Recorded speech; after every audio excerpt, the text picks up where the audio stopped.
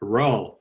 Hey everyone, welcome to, I guess it's the second installment of what I've been calling Hanging with the Homies.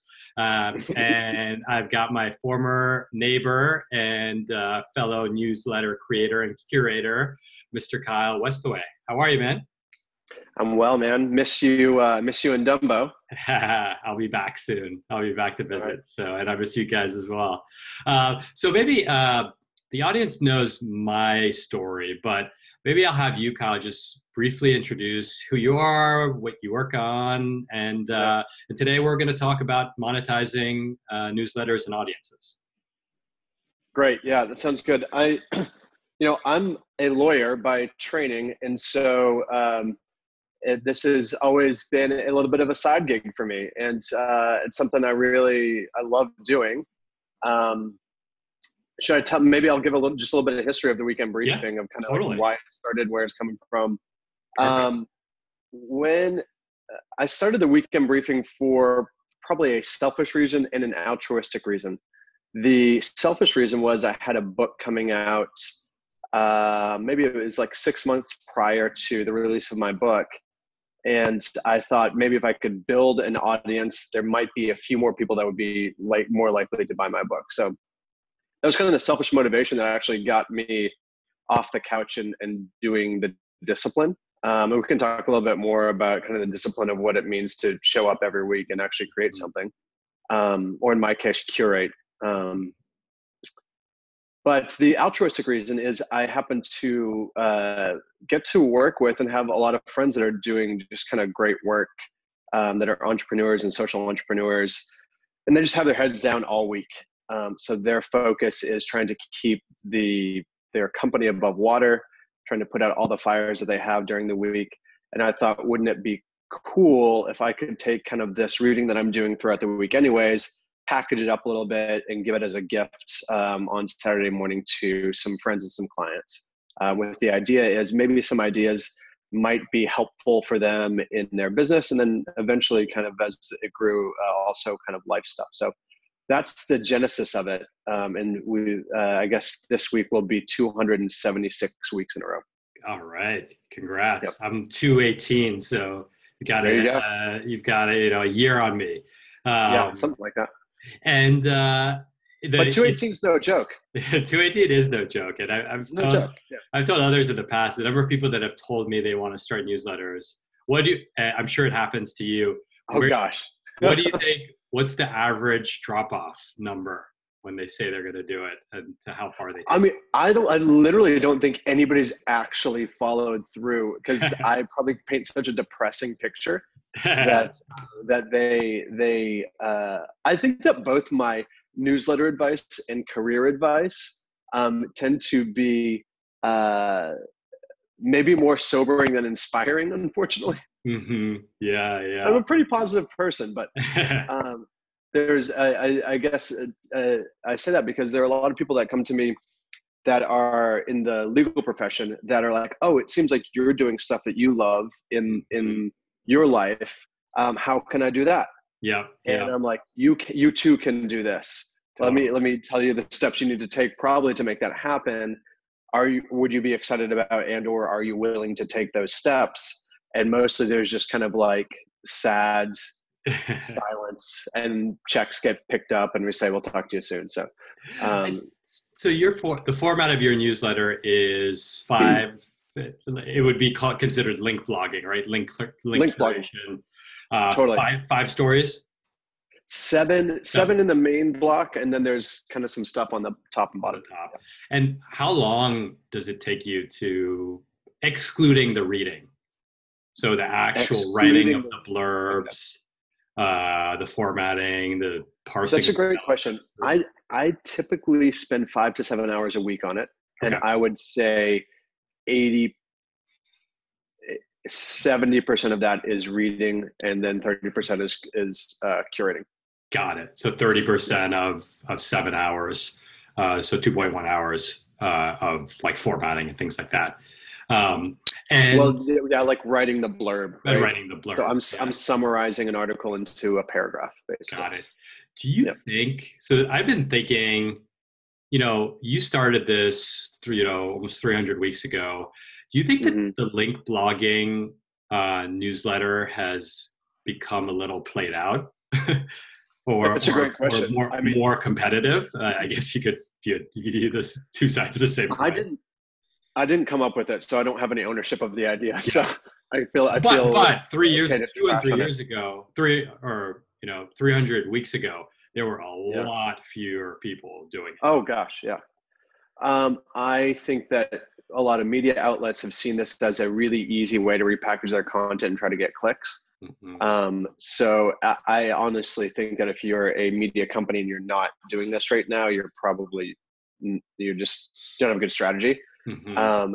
So I think newsletters in general have really proliferated.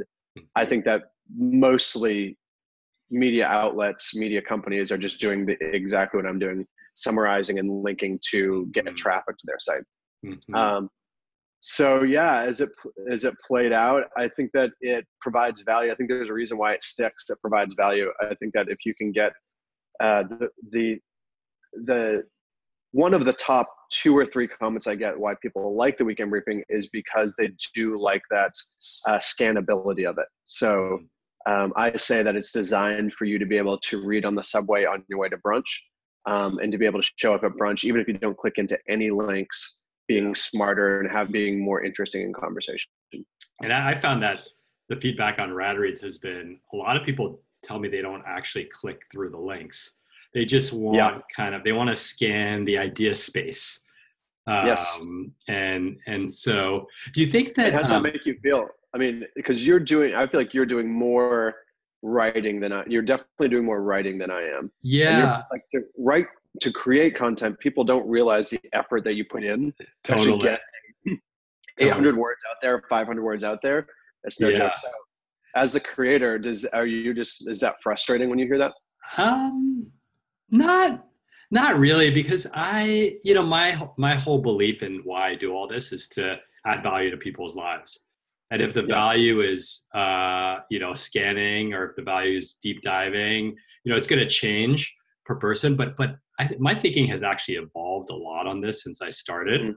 because I think that now, I feel more like a friend to the reader, Interesting. right? Okay. And I think that that's it'd be interesting. I'd be interested to hear what you think about it. But for me, it's almost Hmm. like we're having a conversation, Hmm. and the conversation can take many different forms. It can take the form of like, what is K reading?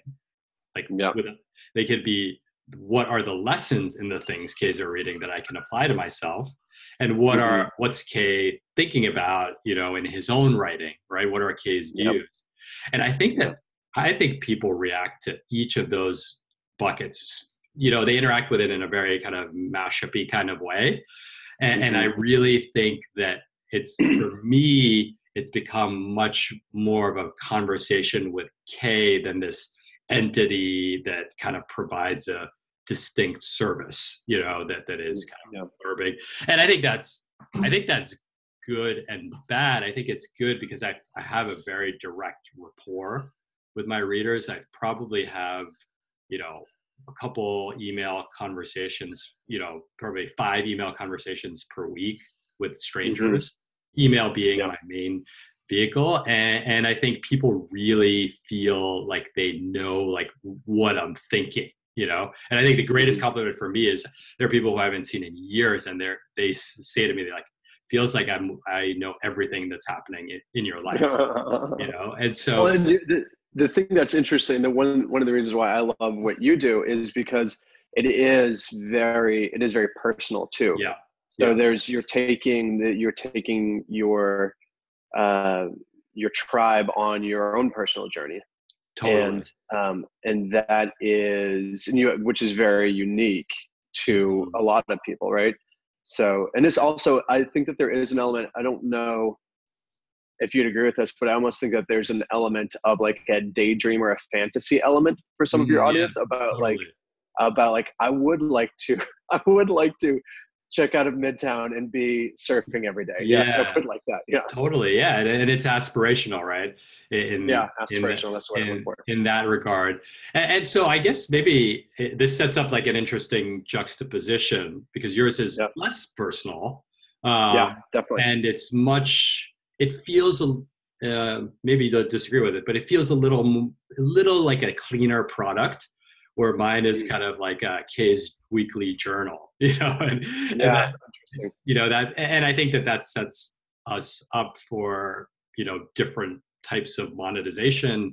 strategies and things like that. So for example, it's actually very hard for me to describe to people what RadReads is about because Yeah. it's about my thoughts.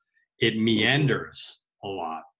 And I think the advantage of that is that it's very personal. I think the disadvantage, as anyone who's in business knows, like if you're not clear on your value proposition, Yeah. you can miss things, right? Or you can miss the connection. And so that's something that It's almost like, I bet if you're talking to whatever potential sponsors or partners, if they're not already psyched about what you're doing, the ramp up time to be like, this is what kind of it's about is probably a little bit longer. Although it's like, I feel like if that's understood, I think that your approach is more sticky. You know what I'm saying? Yeah. There's a deeper level of like connection to it. So Totally. I think that the trade-off of being messy is probably being sticky, which is good. Yeah, that's it. That's an issue. I hadn't thought about it that way. And so maybe that's a good starting point, right? I mean, we were talking before this about monetization strategies. We could start with sponsorship because it hasn't worked for me. And it hasn't worked for me because a few things. One, I've probably taken 5 to 10 weeks of sponsorship a year. And that's been just mostly through friends and like one degree of separation.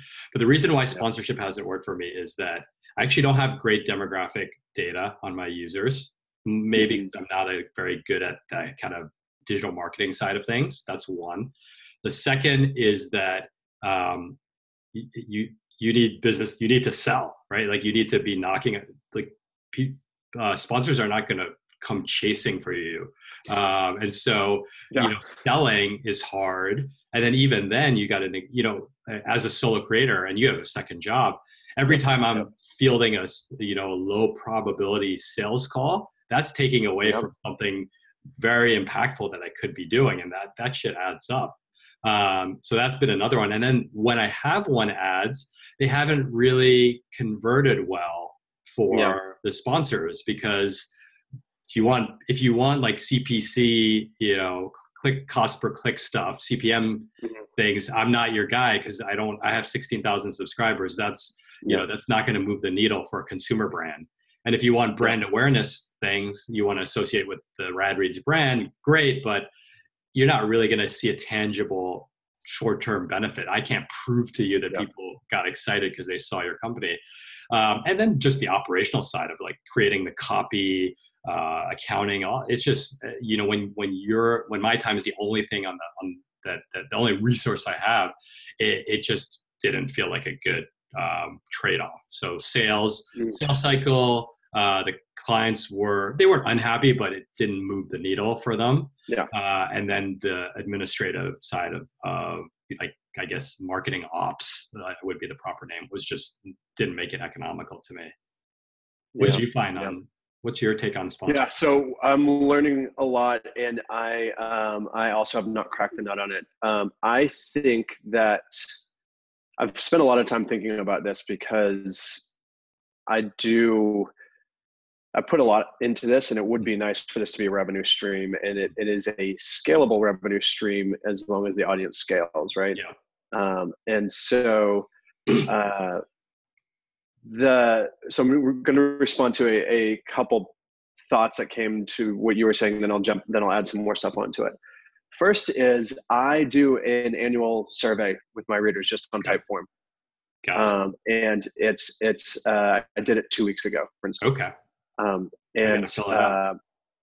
yeah, yeah, and you should actually go through it as a user, but like I can just like send you the Typeform. You can just like Cool. replicate it, right? Yeah, yeah. But it has, I'd take a little, it probably takes like a little bit of time to get through it. And I'm happy to have a few less people get through it and have the more rich data. So Got it. I think that I really want to know kind of what people are interested in. I want to know Mhm. what industries they're in. I want to know household income, Mhm. age, and gender. And then there's some other stuff that I threw in this year that's just kind of like, here are some products I'm thinking about doing. Would those be interesting to you? What do you think it will be or what's been the historical conversion rate? So people who fill I it out as a usually get a couple hundred people fill it out. it's like like So 1% or something. yeah, so that's a good question. So well, until 2 weeks ago, I'm going to take a little bit of a side trail here. Mhm. Until 2 weeks ago, we were sending out. I was sending out to 46,000 a week, Damn. um, which is great. And that's kind of been like at a consistent 26% open rate Okay. over the last Wow, that's really good. 26 has been for the last year or so. Okay.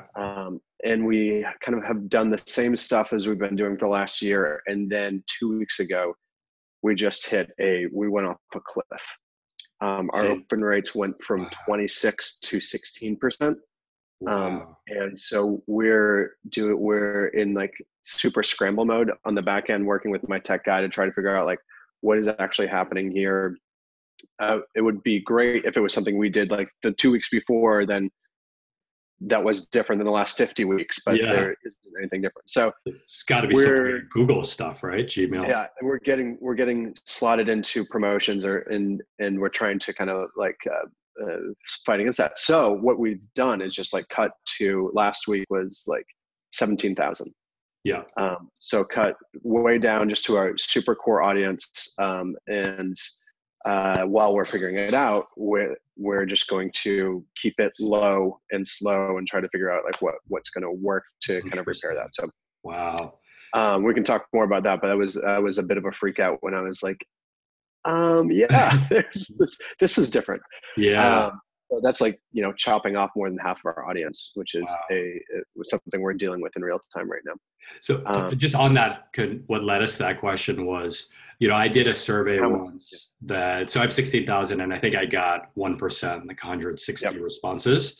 But a little trick actually that I found, I probably shouldn't say this publicly, but I will, is that I think that when you're pitching yourself, if you have 160, 360, or 450 respondents, 1, 2, or 3%, I actually don't think the sponsors care. No, they don't. That the data is actually more just marketing data for yourself than statistically significant conversions data. So even if you have 50, if any marketer has ever tried to put out a survey to any consumers and they understand rates of response if you're not paying them, then it's going. I don't think anybody would have any issue with that percent response rate. But I do think that's I think that's important as I'm trying to give the value proposition. Mm-hmm. And and I can. And I put together, so with that, then I put together a deck. The deck is an effort to scale the point you're making, which is like, do any sales call that I'm on is taking up, is a cost trade-off. So I was just like, how can I really cleanly, in the same way that, a startup would pitch itself, how can I cleanly kind of pitch myself to a potential partner in a way that makes sense to them. So, and I can share this with you afterwards, and have for you to share it, most of it with the audience if that's of use. Awesome. But the deal is just like, this is what the content is. Mm-hmm. This is who the audience is. This is what a sponsorship looks like. Just like in 3 parts, it's probably 12 or 18 slides total. Mm-hmm. And that's that. And so whenever there's ever any interest at all, I'm just like, boom, attach PDF, whatever, Okay. 2018 version, 2019 version, whatever it is. Mm-hmm. And then, so that's step number 1 is getting it. Step number 2 is getting it in a package that's easy to send. And step number 3 is I've set my prices at a price point that is going to be worth my time, Yep. and just say no to everything else. Got Rather it. than being like, I can do some work for pennies. Mm-hmm. I'm just like, if it doesn't hit this threshold, then it's not worth actually putting sponsorship into Got it. the briefing. And presumably that rate, if you look at newsletter CPM rates, which are, I don't even know what they are, but they're minuscule for even a 46,000 person newsletter. Mm-hmm.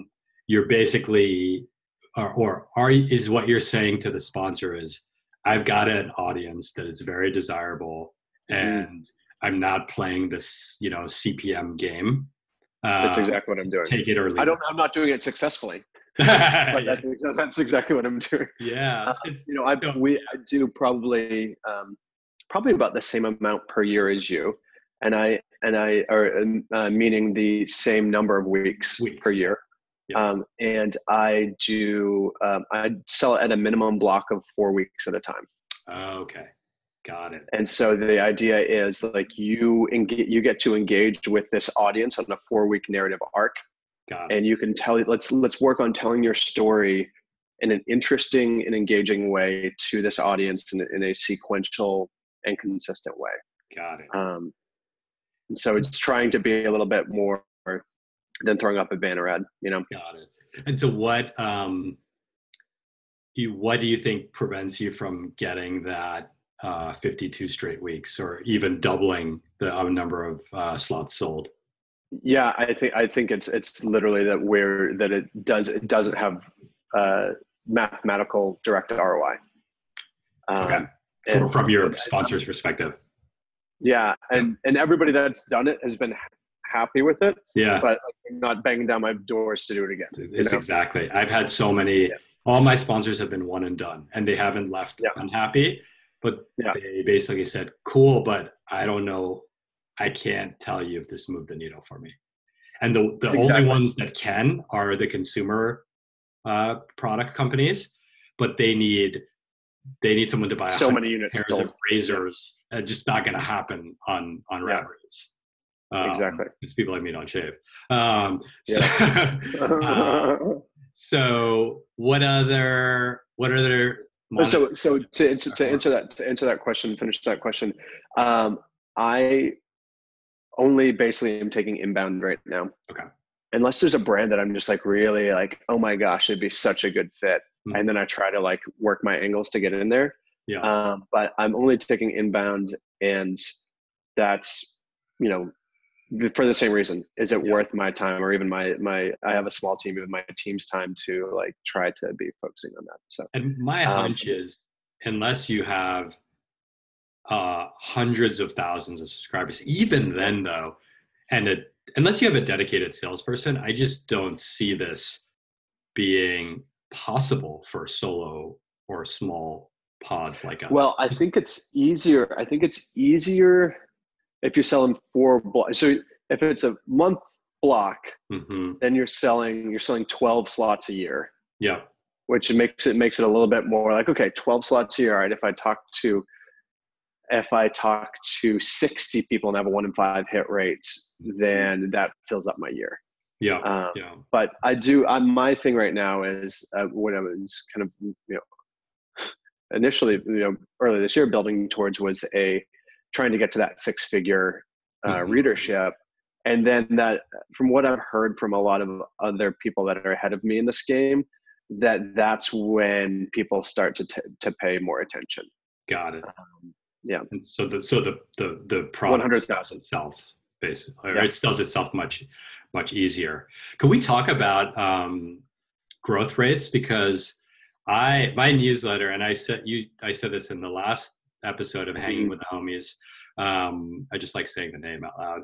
Uh, was I'm going to keep saying it. exactly was that, the dirty little secret about RadReads is that you take out the CNN article, you take out the Bloomberg article, and I'm at 3,000 subscribers, and I'm plus 25 to 60 on a good week, net ads a week, which is, that's going to take it's going to take you a long, long time. So I think I was stuck at 15 for 2 straight years.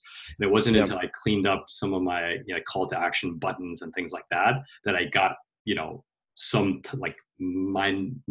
minuscule growth. What's been the growth, or what's been the leveling up? I'm always curious, the big step functions in a newsletter's career. We keep trying to do we've tried ambassadors, we've tried to be more proactive about asking our audience to get their friends to get excited about it. There's no direct thing that call to action from the audience that has really been wow, that really jumped. Yeah. One thing I'm trying right now, so that's it's inane and it's frustrating because it's I wish I could find, it would be nice to find the thing and then cranking that. The thing that I'm trying right now is a little bit more smart, kind of collaborations. Got it. So there are 3 types that I do. Okay. And I'm still exploring with these. The first type is thus far every answer I've had comes in 3s. Okay. So yeah. You're a good marketer. I like triangles. The first thing is a mention, ideally in a prominent place in another newsletter that has a similar but different enough audience. We've done 1 or 2 of those. And I'm doing that kind of trading mentions. Yeah, exactly. Well, there's trading mentions. So it would be check out RadReads by my friend who focuses on personal development stuff. You guys got to check it out. Click here, right? Click here to subscribe. Yeah. So there's ideally with a good call to action. Mm-hmm. Second is I just started to. I've done one of these last week, so you're catching me very new at this. I'm trying out this marketplace called Dojo Mojo. You know Dojo Mojo? Oh, no, never heard of it. Dojo Mojo is a place for brands and newsletter creators to collaborate. And so it's a marketplace whereby there's a campaign that's put together by a number of different brands. And the idea is you're doing a giveaway, and all the entries are shared by whoever puts into that giveaway. Got it. So we would be on the smaller end of a lot of people have 100,000, 200,000, 500,000, a million subscribers. Mm-hmm. So we'd be on the smaller end of that, but the campaigns that we'd be able to get on, we'll actually, TBD on whether this is worthwhile or not, right? So the estimated amount of followers or subscribers that I'll get from that is somewhere north of 5,000 to do one campaign. And so can you walk through the mechanics? So you have, say, me and you pooled our newsletters. You can make up a brand or something like Sprite. Oh, so it would be, okay, let's see what we would be interested in. All right, let's say it's a surfing trip in Costa Rica. Okay. And so you're like, I'm in. I'm in too. Although my surfing is shaky at best. So I need more time in the water. So it would be, one of the brands would maybe be the hotel, say a hotel brand. Another might be a Scotch cheap flights or something like that. They'd maybe chip. So the hotel would maybe chip in the hotel. The Scotch cheap flights would throw in a flight. each of you and I would throw in a $500 gift card or whatever it is. And then maybe we have another brand that throws in a surfboard or something like that. So you have all of these brands collaborating. And so then there's 5 brands there, and they each have 100,000 that they're sending to. So that's 500,000 total that's sent out. Okay. You can imagine they kind of suggest it's probably a 1% response rate. That someone comes and enter to win. So they enter to win, and then those emails are shared within the group. Got it. And so it's not packed. Are you paying for, like, you have to donate the $500 gift card in your example? In your example, yeah, we would both be donating a $500 gift card. So gift card. We would put some stake up for the prize, right? Got it. And try to like equate the value. Got it. And we'd all share the emails of the people who signed up. Right.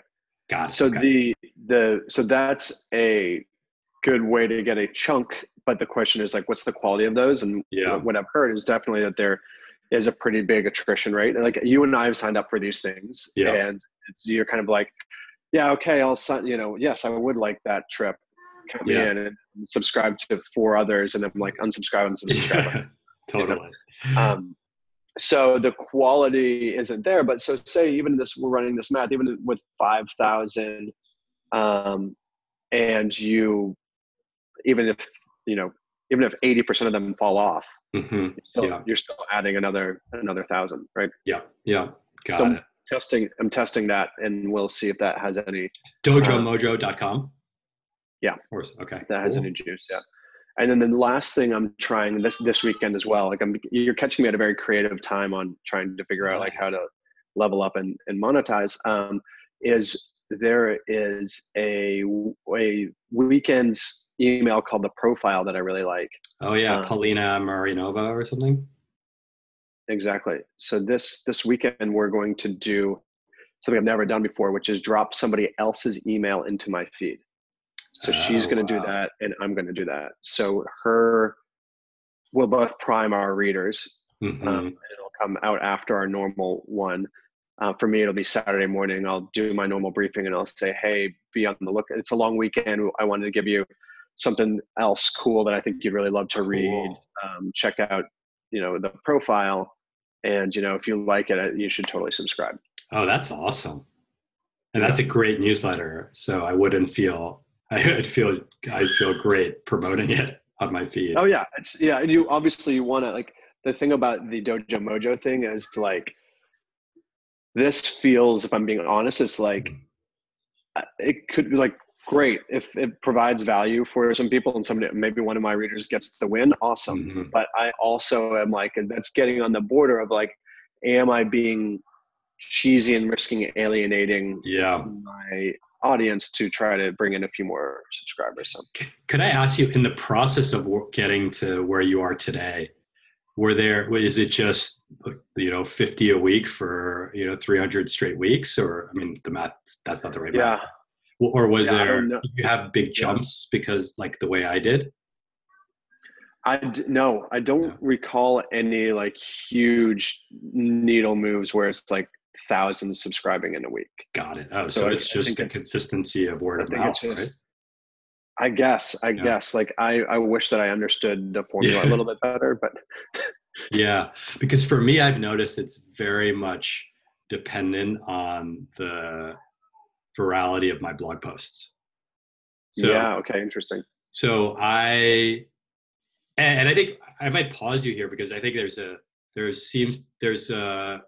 probably a little bit of a bifurcation of strategy where the things I'm hearing you talk about, like Dojo Mojo, and I'm actually less interested in that.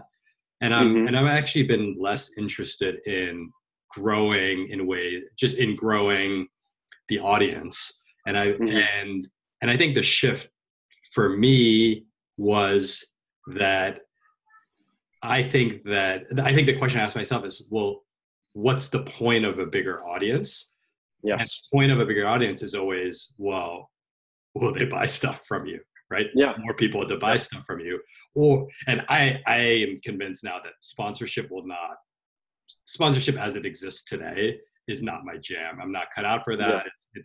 It doesn't work with the personality driven newsletter as much. Hmm. And Let's so think about this. Like, let's think about the biggest personality that we know that does a newsletter. James Clear Um, or Shane Parrish. Shane Parrish, James Clear, Tim Ferriss. Tim Ferriss, yep. And I Yeah, would say probably even, Tim Ferriss is bigger than those two, right? yeah, and I would say James Clear and Shane Parrish are probably, their scope is tighter, right? I don't feel like I Oh, know yeah, James Clear personally.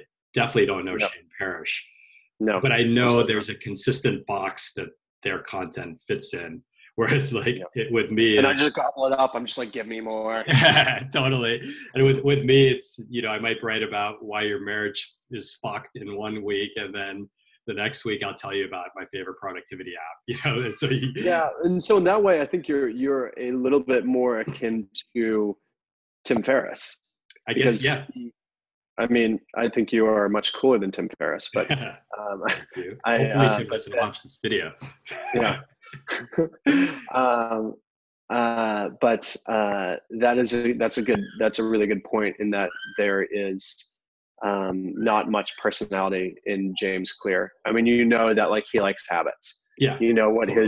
his gym regimen is, but you don't know who he is. Totally.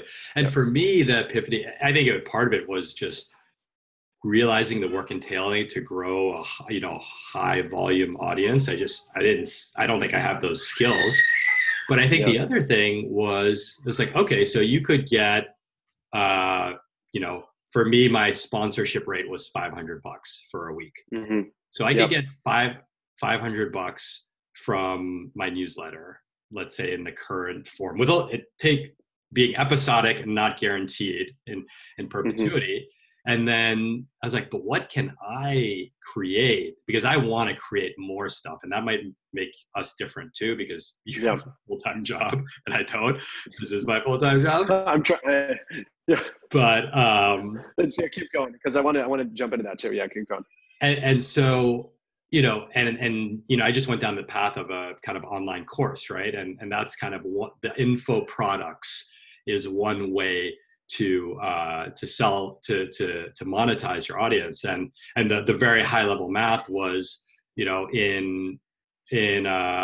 for one live workshop with replays, I was able to make 10 grand. And mm-hmm. So that's 20 weeks of sponsorship. And there's a long tail. It's unclear to me how much I can kind of monetize this passively, TBD. But that's like, oh, okay. Now it was still about 100 hours a week, of 100 hours of work to mm-hmm. produce the whole thing. But then, even, and it wouldn't be, and then to be clear, so that's not apples to apples, because it wouldn't be 100 hours to create 20 weeks of sponsorship. That is true. That is true. Well, maybe it would. Actually, if you put in the sales time, that would be a really interesting exercise. Maybe it would be even. It's hard to tell. And the 100 hours, the next one will go down, because I think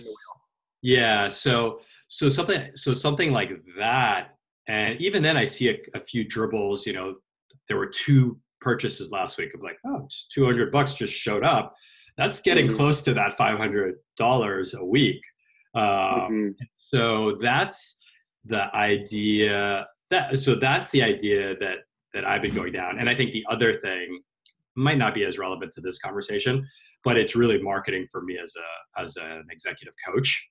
And that's a very, well, actually, I think that's the most relevant thing between us. It's like the selling of services side. Exactly. Because I haven't dabbled in the digital product yet, but I also have a sense of, I want to get an audience size where a 1% conversion mm-hmm. would be because I have monetary earning cost trade-off, right? Mm-hmm. And so if I'm not working on my law firm, if that which is a very clear way to make money, like that's a direct route, right?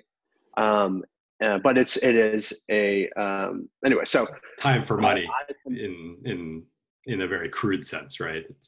Totally, exactly. But the point I was making about thinking about some digital products that may be interesting, that would resonate with my audience and that I might have something to offer on.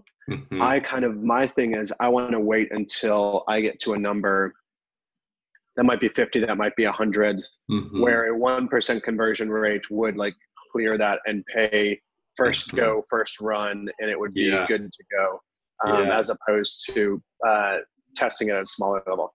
I don't know I don't know.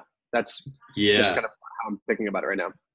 And is that because your opportunity cost, like yes, your 100 hours, you have a billable rate, which I imagine is pretty high, that would be a good, that 100 hours billing is a good amount of money. Yeah.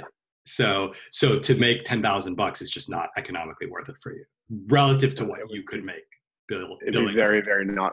It would be very, very not worth it. Yeah. Yeah. That's it. And so that's very, but I think the thing that I would say is that the iterative product launch is very clearly, that's a big hurdle to clear, right? It's almost like what is it? The curse of success, or the paradox of success, right? It's like, I'm so successful in my law firm that I can't do anything else because the trade-off is too low. But I do think that I don't think we're that far.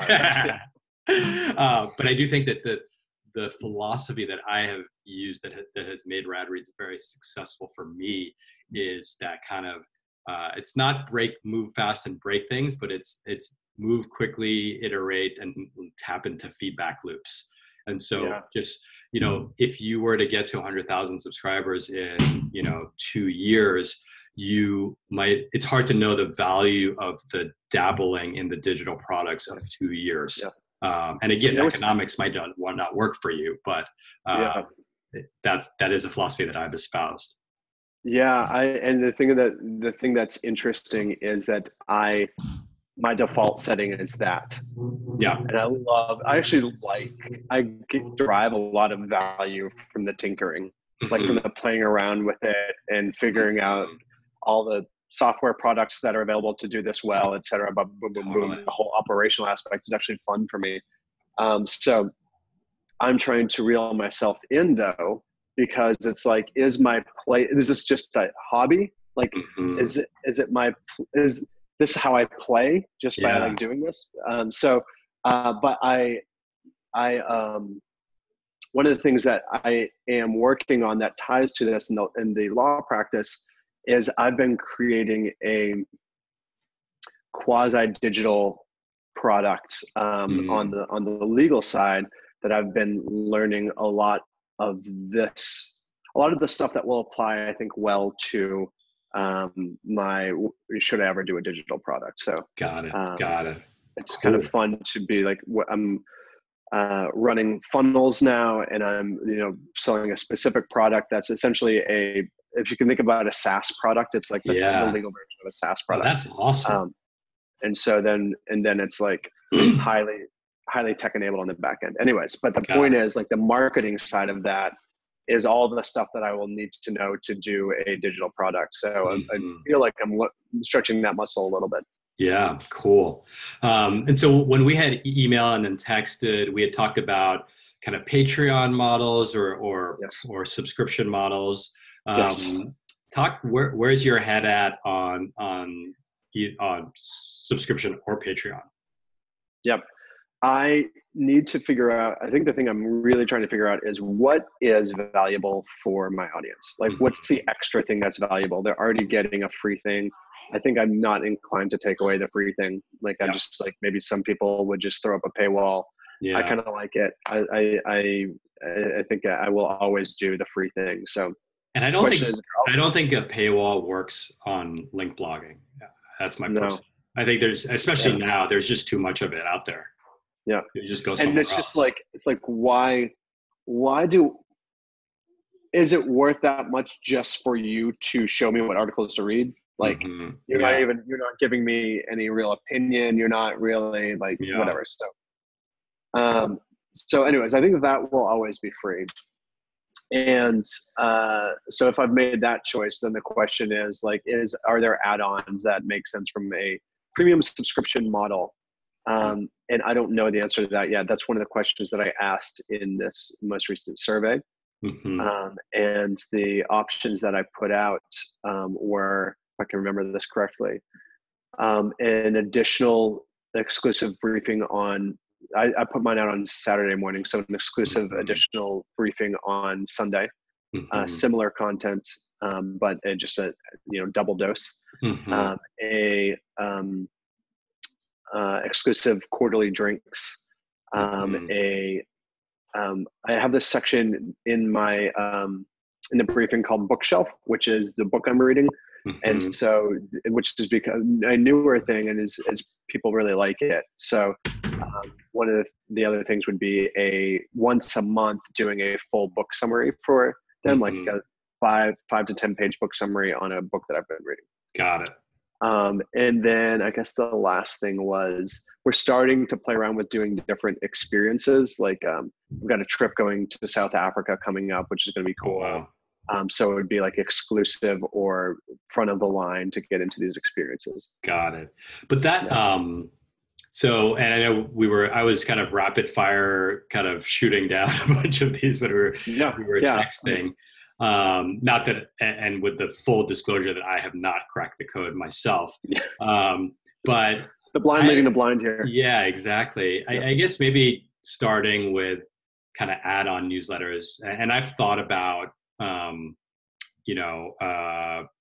curating podcasts maybe as something else. My hunch, it already feels like the appetite for email is declining, or at best has satiated. It has stayed flatline. That I think that more email, this is anecdotal, but whenever I talk to my readers, they don't want more email. They don't want more email from anyone. And so if anything, they say add more stuff into your newsletter. Yeah, one email, but more stuff in it. Yeah, but more stuff in it. And also I'm definitely not going to pay for more email, Yeah, exactly. Yeah. So, yeah, I mean, that's a really good point. And I will say, I want to go down a rabbit trail here, because I've spent a decent amount of time trying to build an audience on social media, on different social medias, specifically Facebook when it was new, and then Twitter. And I just find that the oldest social media is the one that's most sticky. It seems to, at least for me, I seem to engage more over email than anything else. And I know you've played around a lot with Snapchat and Instagram stories, and wondering, okay, if we're talking about nobody wants more email, then the question is, what other platforms? And just wondering if there's any success there, and are those platforms even monetizable?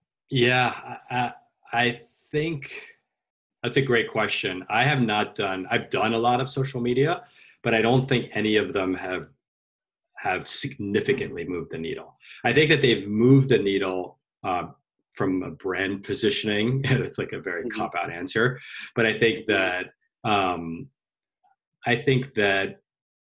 you wouldn't see it in my follower counts. The growth.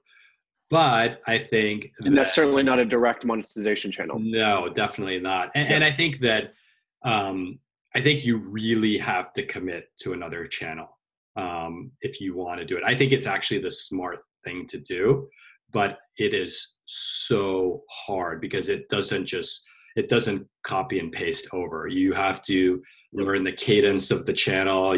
There's a whole tribe around it. If I were to do one, I'm torn, but if I were to take on a new channel, it would most likely be Twitter. I'm on Twitter, but to be on Twitter means to, start conversations and to be there to answer them and to go and help people. I actually think Twitter is kind of like a cocktail party where you kind of look around the room, get a sense of who's there, see who you can bring together, see what conversations you want to jump in and out of. I think that's the one kind of when you're in the world of knowledge and information. I think that's probably the most intuitive one. And you've got the little blue check, right? Hi. But that's we've got a little one here, so let's see how long this lasts. But oops. Hi. So can you say hi? Hi. So that would be one. I think that would be the obvious one, and it's probably the one that doesn't require a lot of design assets. Mm-hmm. But if I really were to go into one, I would think I'd probably go into, if I really had the time, I think I would do YouTube. Yeah. Because the thing about that Snapchat. Should we start a YouTube show, dude? We are, right, hanging with the homies Right now. So I think that YouTube has built-in discovery. Yes. Instagram does not have built-in discovery. Twitter, yeah, and you were mentioning podcasts also. Podcasts don't have built-in discovery, and email doesn't have built-in discovery. And so I think that if you go down, I've learned a little bit of SEO, and that has really helped drive traffic to my blog. I can't tell you how much it's converting, but it's really helped bring traffic to my blog. So that's probably where I would go. But I think that I could do email way better before I take on another channel. That's my thought on channel. But in terms of kind of so that monetization is, books. I think books could be interesting.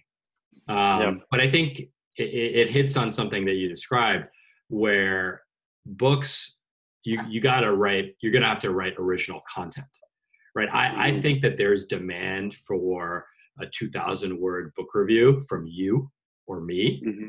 But writing a 2,000 word book review is no joke. Is no joke. It's legit. I mean, you got to read the book, and then doing it on a schedule. So like, if you were to offer that, I think that clears the hurdle. That's like the book of the month club. Basically. Yeah, exactly. So something like that. I don't think, I think people talk You're good. No, people talk a lot about like doing AMAs and things like that to kind of boost you. I haven't seen it work well. So the only thing I have seen. I think we're just not cool enough. Yeah, we're not, and I think that we're not Bill Gates. Exactly, or PewDiePie. PewDiePie. So that's kind of like I have seen. So Tiago Forte, fellow creator, focused around knowledge management.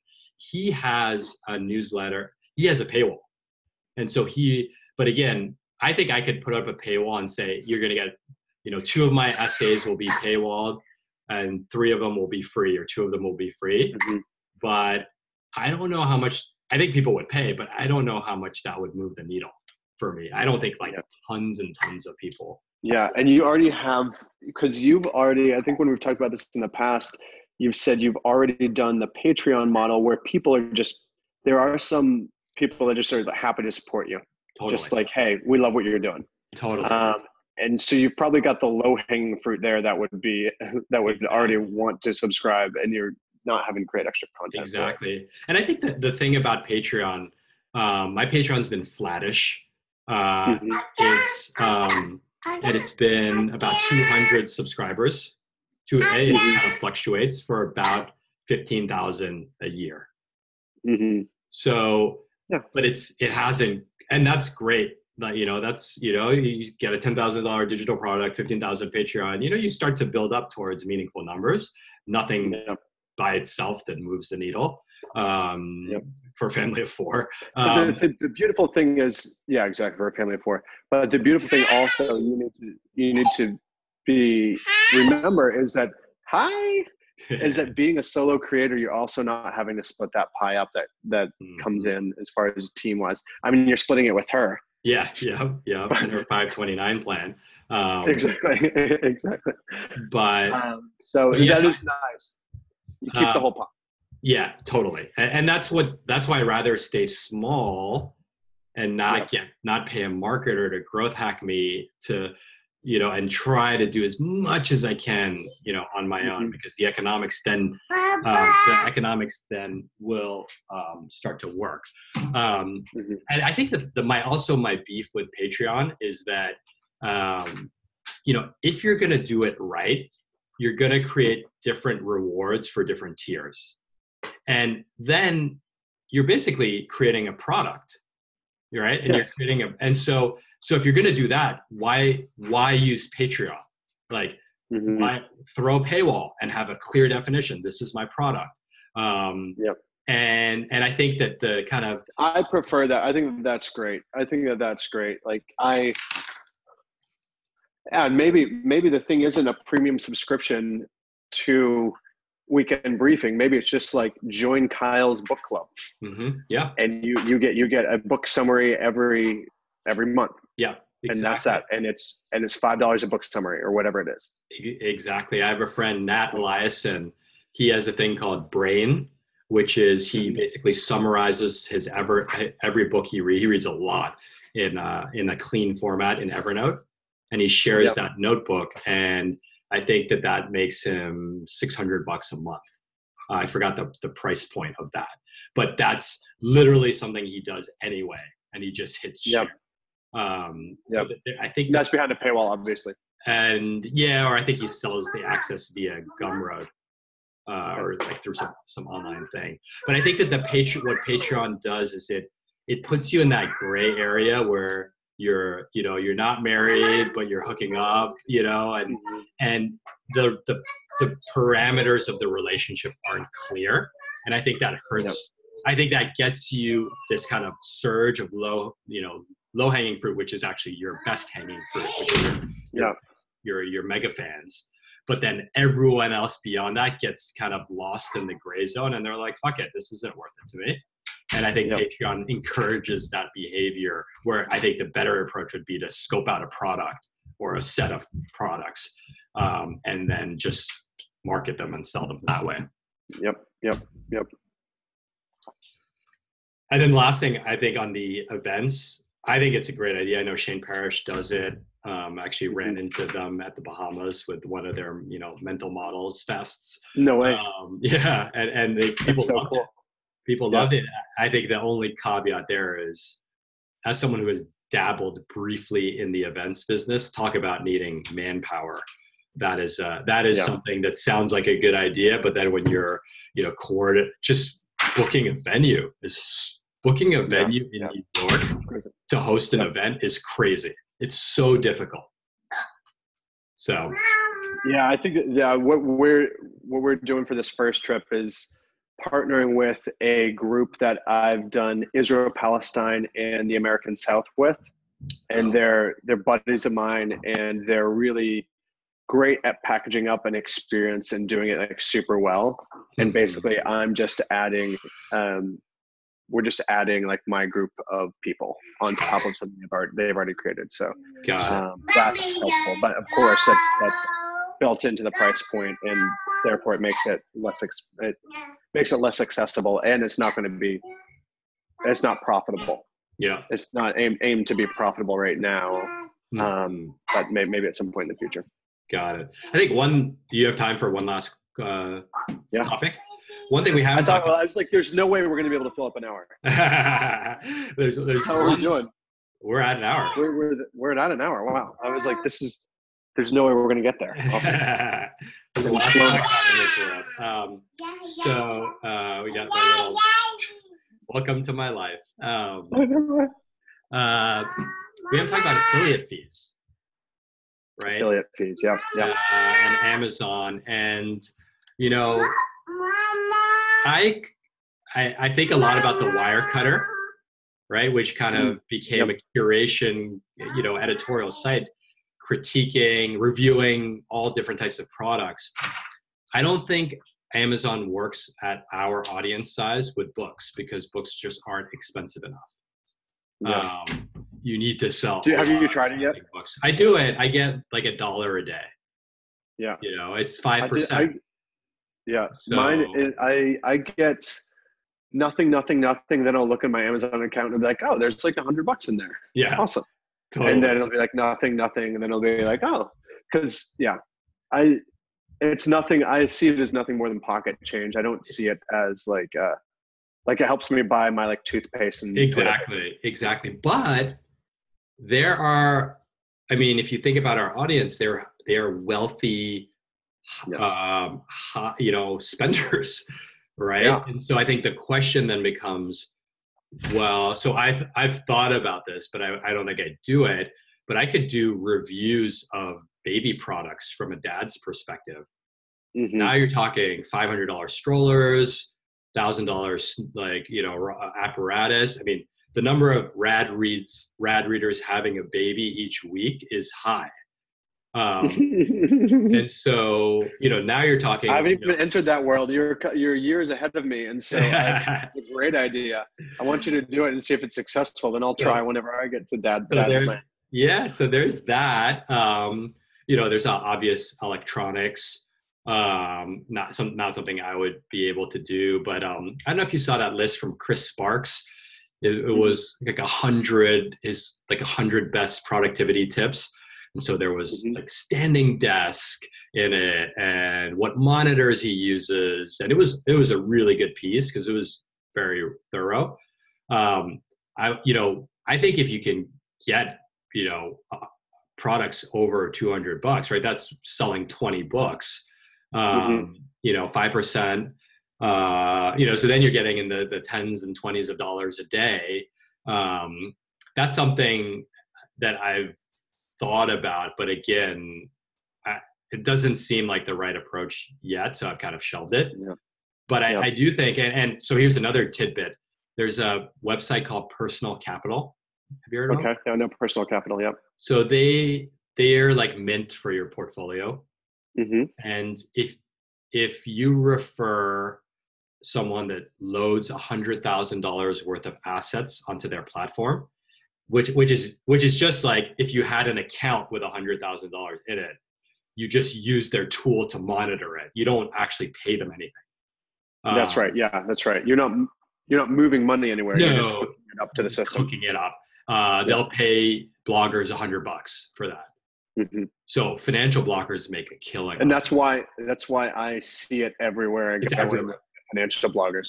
Exactly. And so I'm sure that there's versions of that, and again, financial blogging is its own beast because I think it's rife with conflicts of interest. And I could be considered a quasi financial blogger. You will never see me advertising a financial product.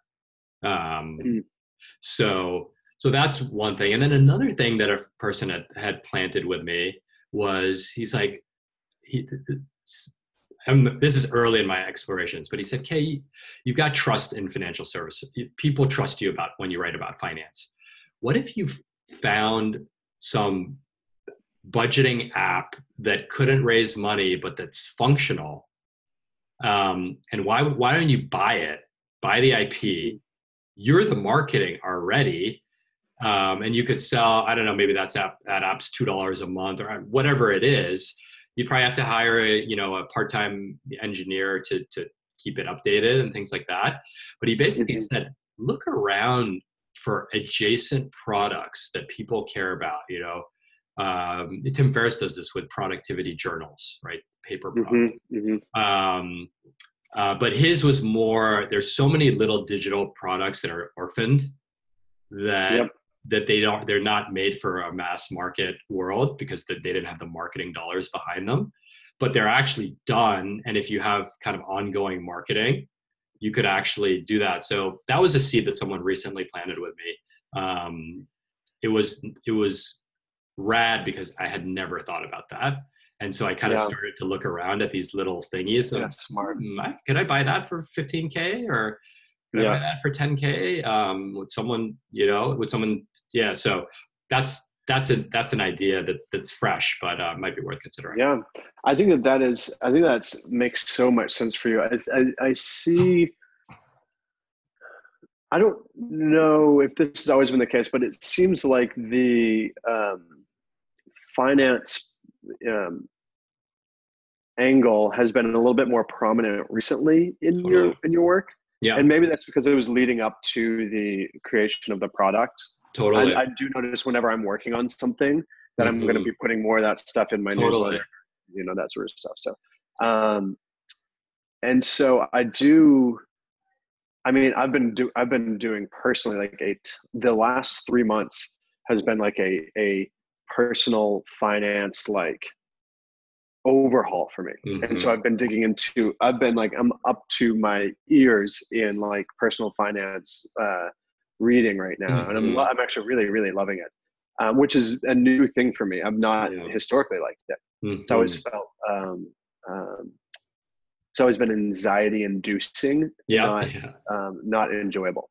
Totally. So, totally. I don't know. I guess I'm just encouraging, like, I think that there is something there probably beyond just the digital workshops that might be interesting to your audience. Totally. And with you, social entrepreneurship impact, that's an area that is, people really care about in terms of their careers, how they give, how,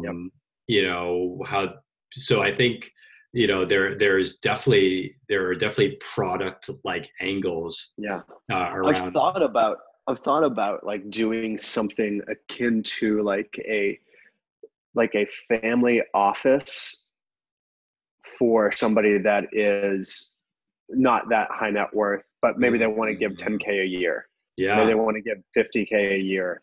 And be like, but they want it to be impactful. Maybe there's a product around that, but anyways, I struggle to figure out how that could be something beyond my services. It would have to take like a lot of work to digitize that, I think. Totally. Anyways, but it is doable. It's just, again, there are ideas out there. It's the biggest. I say this for all of my clients, and I think it's also a daily struggle that I have every day. Is like the biggest question in any entrepreneur's life is like what is the best use of my energy right now? Where am I allocating my energy at the moment, and is that the best use of it? So there's no shortage of ideas, and I think that any of those, if you put your mind to, I think that there's huge upside there for you for sure. Awesome, man. Well, where can people find the Weekend Reader and all your other goods and services? The Weekend Briefing is at weekendbriefing.com. That's pretty simple to remember. And although it's like too simple and so people forget it, it's weekendbriefing.com. And then I'm on Twitter at Kyle Westaway, KyleWestaway. Awesome, man. Well, thank you, Kyle. This has been awesome. I know our listeners our viewers will learn. Our viewers, yeah. You have been watching Hanging with the Homies, episode 2 with Kyle Westaway from the Weekend Briefing. See you, buddy. Good to see you. Thanks, guys. All right. Bye-bye. See you, man. Awesome.